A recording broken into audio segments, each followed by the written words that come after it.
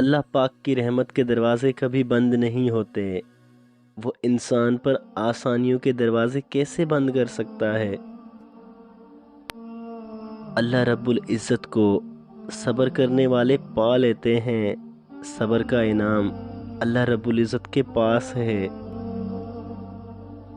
اللہ پاک کی لکھی ہوئی تقدیر پر ایمان لانے سے ہم ہر وقت پریشان رہنے سے بچ سکتے ہیں۔ اللہ تعالیٰ پر یقین رکھنا بڑا فائدے کا سودا ہے۔ اس سودے میں کسی کا نقصان نہیں ہوا۔ اللہ پاک کی چاہت یہ انسان کے نفع کے سوا کیا ہو سکتی ہے بھلا؟ زندگی ایک سواری ہے اور ہم اس کے سوار تھک چکے ہیں تو کچھ دیر سستا لیں، راستہ گم کر بیٹھے ہیں تو اپنے رہبر کو پکاریں، اپنے پاک رب کو۔ دعا ایسی رحمت ہے جو مطلب کے بحث میں قرب کا سفر کرتی ہے، انسان کو کھینچ لاتی ہے اللہ پاک کی طرف۔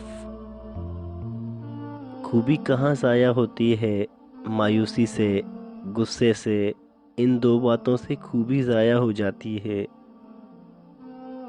وبال یہ نہیں کہ ہمارے دلوں پر مایوسی طاری ہوئی، وبال تو یہ ہے کہ مایوسی کے اندھیروں میں ہم نے نور والے نور کے لیے پکارنا چھوڑ دیا۔ اللہ رب العزت موجود ہے، بس آواز دینی ہے، اس سے دوستی کرنی ہے۔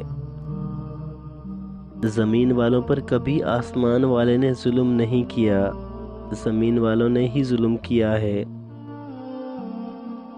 امید اس یقین کو کہتے ہیں کہ اللہ پاک سن رہا ہے، دیکھ رہا ہے اور وہ سب کچھ کر سکتا ہے، کیونکہ کوئی شے اس کے اختیار سے باہر نہیں۔